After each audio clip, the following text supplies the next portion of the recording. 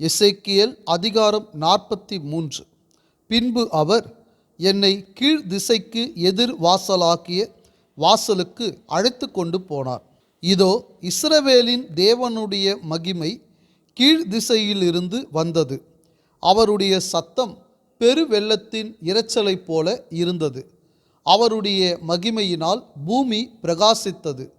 நான் கண்ட இந்த தரிசனம் நகரத்தை அழிக்க வந்தபோது கண்ட தரிசனம் போல இருந்தது. இந்த தரிசனங்கள் கேபார் நதி அண்டையிலே நான் கண்டிருந்த தரிசனத்தைப் போலும் இருந்தது. நான் முகங்குப்புற விழுந்தேன். கர்த்தருடைய மகிமை கீழ் திசைக்கு எதிரான வாசல் வழியாய் ஆலயத்துக்குள் பிரவேசித்தது. அப்பொழுது ஆவி என்னை எடுத்து உட்பிரகாரத்திலே கொண்டு போய் விட்டது. இதோ, கர்த்தருடைய மகிமை ஆலயத்தை நிரப்பிற்று. அவர் ஆலயத்திலிருந்து என்னோடே பேசுகிறதை கேட்டேன். அந்த புருஷன் என் அண்டையில் நின்றிருந்தார். அவர் என்னை நோக்கி, மனுபுத்திரனே, இது நான் இஸ்ரவேல் புத்திரரின் நடுவே என்றென்றைக்கும் வாசம் பண்ணும் என் சிங்காசனமும் என் பாதபீடத்தின் ஸ்தானமுமாய் இருக்கிறது. இனி இஸ்ரவேல் வம்சத்தாரும் அவர்களுடைய ராஜாக்களும் என் பரிசுத்த நாமத்தை தங்கள் மேடைகளில் தங்கள் வேசித்தனத்தினாலும் தங்கள் ராஜாக்களின் பிரேதங்களினாலும் தீட்டுப்படுத்துவதில்லை. அவர்கள் எனக்கும் தங்களுக்கும் நடுவே ஒரு சுவர் இருக்கும்படி தங்கள் வாசற்படியை என் வாசற்படி அண்டையிலும் தங்கள் வாசல் நிலைகளை என் வாசல் நிலைகள் அண்டையிலும் சேர்த்து என் பரிசுத்த நாமத்தை தாங்கள் செய்த அருவருப்புகளினால் தீட்டுப்படுத்தினார்கள். ஆகையால் என் கோபத்திலே அவர்களை நாசமாக்கினேன். இப்பொழுதும் அவர்கள் தங்கள் வேசித்தனத்தையும் தங்கள் ராஜாக்களின் பிரேதங்களையும் என் சமூகத்தில் நின்று அகற்றினால் நான் என்றென்றைக்கும் அவர்கள் நடுவே வாசமாயிருப்பேன். மனுபுத்திரனே, இஸ்ரவேல் வம்சத்தார் தங்கள் அக்கிரமங்களின் நிமித்தம் வெட்கப்படும்படிக்கு நீ அவர்களுக்கு இந்த ஆலயத்தை காண்பி. அதன் அளவை அளக்க கடவர்கள். அவர்கள் செய்த எல்லாவற்றின் நிமித்தமும் வெட்கப்பட்டால் அப்பொழுது இந்த ஆலயத்தின் ரூபத்தையும் அதன் அளவையும் அதன் முன் வாசல்களையும் அதன் பின் வாசல்களையும் அதன் எல்லா ஒழுங்குகளையும் அதன் எல்லா கட்டளைகளையும் அதன் எல்லா நியமங்களையும் அதன் எல்லா சட்டங்களையும் அவர்களுக்கு தெரியப்படுத்தி அவர்கள் அதனுடைய எல்லா ஒழுங்குகளையும் அதனுடைய எல்லா முறைமைகளையும் கைக்கொண்டு அவைகளின்படி செய்யும்படிக்கு அதை அவர்கள் கண்களுக்கு முன்பாக எழுதிவை. ஆலயத்தினுடைய பிரமாணம் என்னவென்றால், மலையுச்சியின் மேல் சுற்றிலும் அதன் எல்லையெங்கும் மிகவும் பரிசுத்தமாயிருக்கும். இதுவே ஆலயத்தினுடைய பிரமாணம். முழங்களின்படி அளக்கும் பலிப்பிடத்தின் அளவுகளாவன. ஒரு கை முழமும் 4 விரற்கடையும் கொண்டது ஒரு முழமாகும். அதன்படி சுற்றாதாரம் 1 முழ உயரமும் 1 முழ அகலமும் அதன் ஓரத்தை சுற்றிலும் உள்ள விளிம்பு 1 ஜானுமாயிருக்கும். இது பலிப்பிடத்தின் மேற்புறம். தரையில் இருக்கிற ஆதாரம் துவக்கி கீழ்நிலை மட்டும் 2 முழமும் அகலம் 1 முழமும் சின்ன நிலை துவக்கி பெரிய நிலை மட்டும் 4 முழமும் அகலம் 1 முழமுமாய் இருக்கும். பலிப்பிடத்தின் சிகரம் 4 முழ உயரமாயிருக்கும். பலிப்பிடத்தின் சிகரத்துக்கு மேலே 4 கொம்புகள் இருக்கும். பலிப்பிடத்தின் சிகரம் 12 முழ நீளமும் 12 முழ அகலமும் தன் 4 பக்கங்களிலும் நார் சதுரமுமாயிருக்கும். அதன் 4 பக்கங்களிலுள்ள சட்டத்தின் நீளம் 14 முழமும் அகலம் 14 முழமும் அதை சுற்றிலும் இருக்கிற விளிம்பு 1/2 முழமும் அதற்கு ஆதாரமானது சுற்றிலும் 1 முழமுமாயிருக்கும். அதன் படிகள் கிழக்குக்கு எதிராயிருக்கும் என்றார். பின்னும் அவர் என்னை நோக்கி, மனுபுத்திரனே, கர்த்தராகிய ஆண்டவர் உரைக்கிறது என்னவென்றால், பலிப்பிடத்தை உண்டு பண்ணும் நாளிலே அதின்மேல் தகன பலி இடுகிறதற்கும் அதின்மேல் இரத்தம் தெளிக்கிறதற்குமான கட்டளைகளாவன. எனக்கு ஆராதனை செய்கிறதற்கு என்னிடத்தில் சேருகிற சாதோக்கின் வம்சத்தாரான லேவி கோத்திரத்தாராகிய ஆசாரியர்களுக்கு நீ பாவ நிவாரண பலியாக ஒரு இளங்காளையை கொடுப்பாயாக என்று கர்த்தராகிய ஆண்டவர் சொல்லுகிறார். அதன் இரத்தத்தில் கொஞ்சம் எடுத்து அதன் 4 கொம்புகளிலும் சட்டத்தின் 4 கோடிகளிலும் சுற்றி இருக்கிற விளிம்பிலும் பூசி பாவ நிவிர்த்தி செய்து அதை சுத்திகரித்து, பின்பு பாவ நிவாரணத்தின் காளையை கொண்டு போய் அதை ஆலயத்திலே பரிசுத்த ஸ்தலத்துக்கு புறம்பாக குறிக்கப்பட்ட இடத்திலே சுட்டெரிக்க வேண்டும். 2ஆம் நாளிலே பழுதற்ற ஒரு வெள்ளாட்டு கடாவை பாவ நிவாரணத்துக்காக பலியிடுவாயாக. அவர்கள் இளங்காளையினாலே பலிப்பிடத்தை சுத்தி செய்தது போல பாவ நிவாரணம் செய்ய வேண்டும். நீ பாவ நிவாரணத்தை முடித்த பின்பு பழுதற்ற ஒரு இளங்காளையையும் பழுதற்ற ஒரு ஆட்டுக்கடாவையும் மந்தையிலிருந்தெடுத்து பலியிடுவாயாக. அவைகளை கர்த்தருடைய சந்நிதியில் பலியிடுவாயாக. ஆசாரியர்கள் அவைகளின் மேல் உப்பு தூவி அவைகளை கர்த்தருக்கு தகன பலியாக இடக்கடவர்கள். 7 நாள் வரைக்கும் தினம் பாவ நிவாரணத்துக்காக ஒரு வெள்ளாட்டு கடாவை படைப்பாயாக. பழுதற்றவைகளான இளங்காளையையும் மந்தையிலிருந்து எடுத்த ஆட்டுக்கடாவையும் படைப்பார்களாக. 7 நாள் வரைக்கும் பலிப்பிடத்தை பாவ நிவர்த்தி செய்து அதை சுத்திகரித்து பிரதிஷ்டை பண்ண கடவர்கள். அந்நாட்கள் முடிந்த பின்பு 8ஆம் நாள் முதல் ஆசாரியர்கள் பலிப்பிடத்தின் மேல் உங்கள் தகன பலிகளையும் உங்கள் ஸ்தோத்திர பலிகளையும் படைப்பார்களாக. அப்பொழுது உங்களை அங்கீகரிப்பேன் என்று கர்த்தராகிய ஆண்டவர் சொல்லுகிறார். எசேக்கியேல் அதிகாரம் 44. பின்பு அவர் என்னை கிழக்குக்கு எதிரே பரிசுத்த ஸ்தலத்துக்கு புறவாசல் வழியே திரும்ப பண்ணினார். அது பூட்டப்பட்டிருந்தது.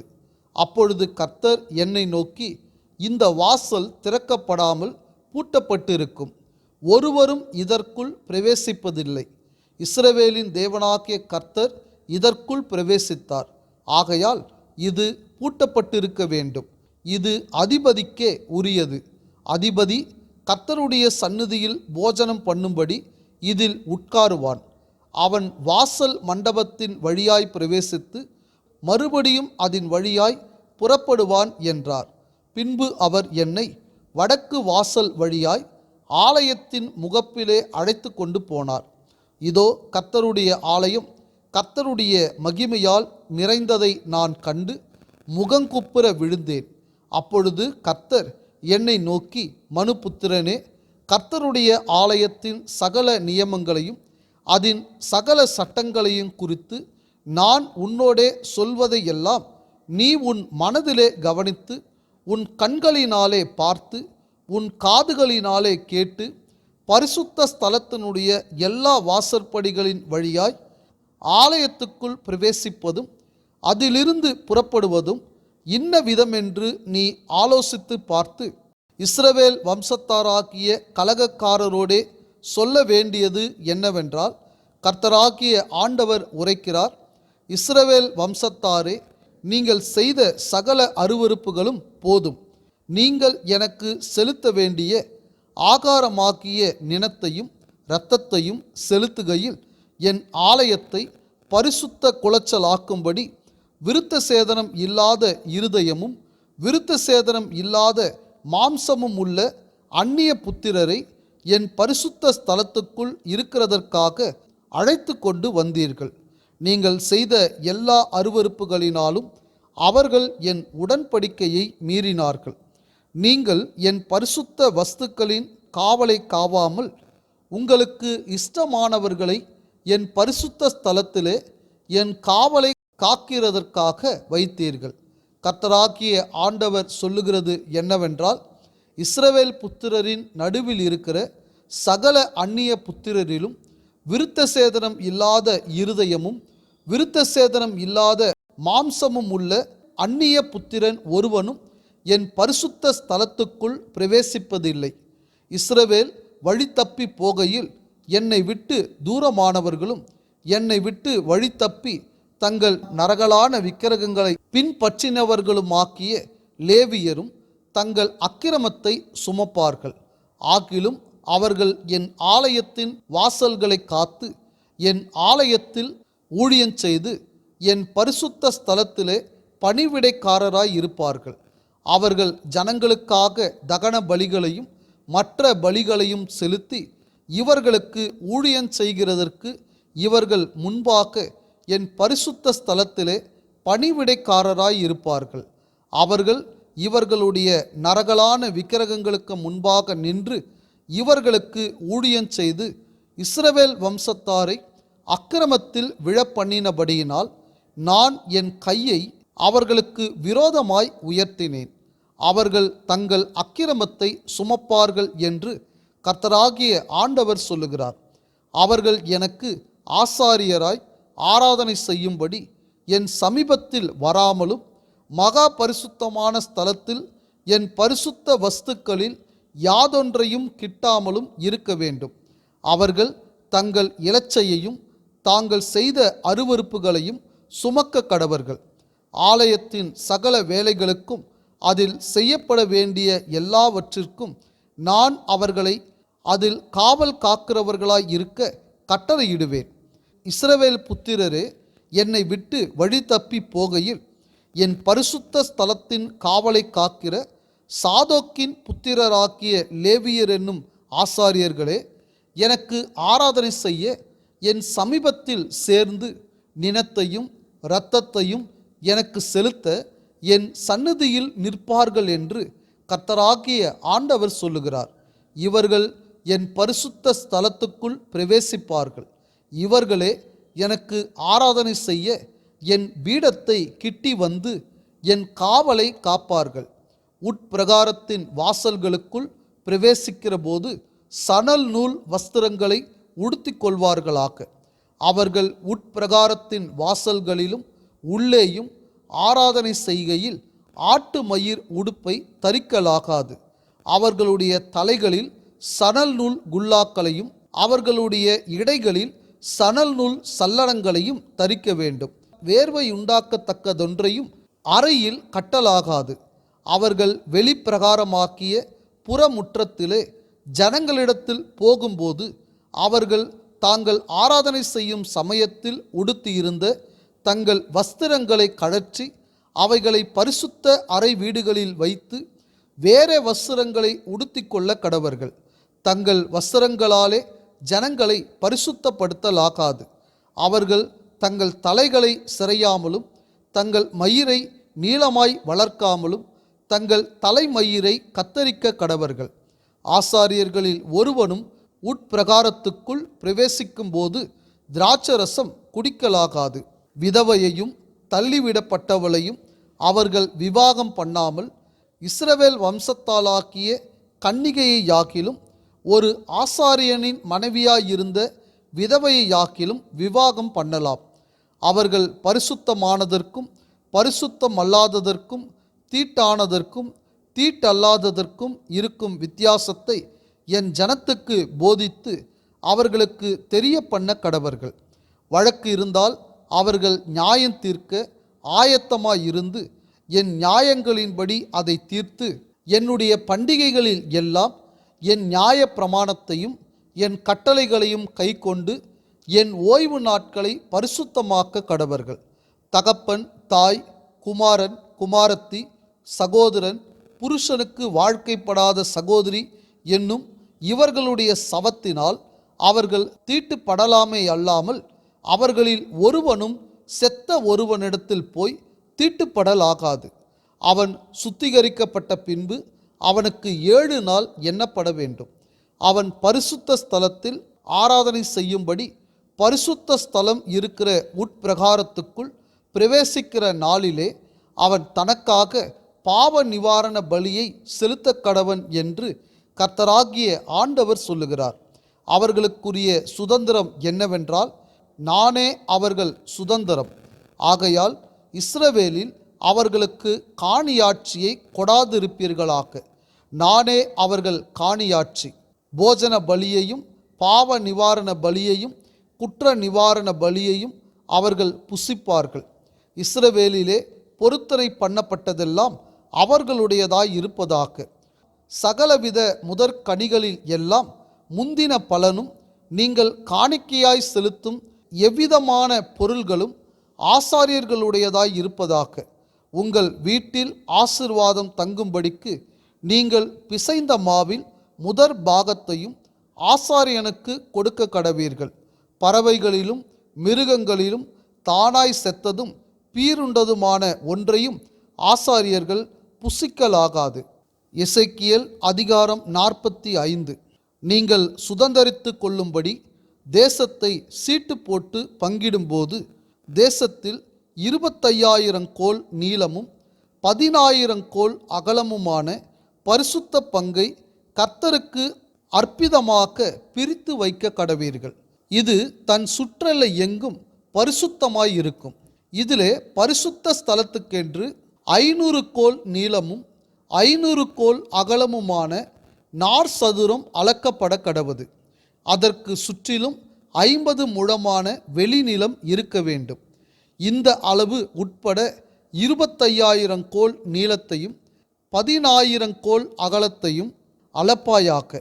அதற்குள் பரிசுத்த ஸ்தலமும் மகா பரிசுத்த ஸ்தலமும் இருக்க வேண்டும். தேசத்தில் பரிசுத்த பங்காகிய இது கர்த்தருக்கு ஆராதனை செய்ய சேருகிறவர்களும் பரிசுத்த ஸ்தலத்தில் ஆராதனை செய்கிறவர்களுமான ஆசாரியருடையது. இது அவர்களுக்கு வீடுகளுக்கான இடமும் பரிசுத்த ஸ்தலத்துக்கடுத்த இடமுமாய் இருக்க வேண்டும். பின்னும் 25,000 கோல் நீளமும் 10,000 கோல் அகலமுமான இடம் ஆலயத்தின் பணிவிடைக்காரராகிய லேவியருடையதாய் இருக்கும். அது அவர்களுடைய காணியாட்சி. அதில் 20 அறை வீடுகள் இருக்க வேண்டும். பரிசுத்த பங்காக படைக்கப்பட்டதற்கு எதிரே நகரத்தின் காணியாட்சியாக 5,000 கோல் அகலத்தையும் 25,000 கோல் நீளத்தையும் அளந்து கொடுப்பீர்களாக. அது இஸ்ரவேல் வம்சத்தார் அனைவருக்கும் சொந்தமாயிருக்கும்.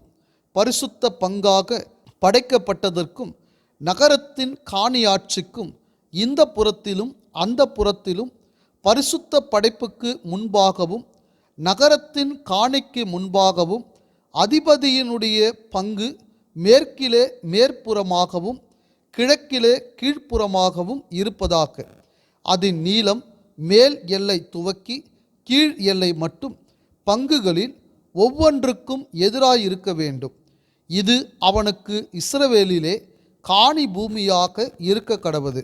என் அதிபதிகள் இனி என் ஜனத்தை ஒடுக்காமல் தேசத்தை இஸ்ரவேல் வம்சத்தாருக்கு அவர்களுடைய கோத்திரங்களுக்கு தக்கதாக விட்டு விடுவார்களாக.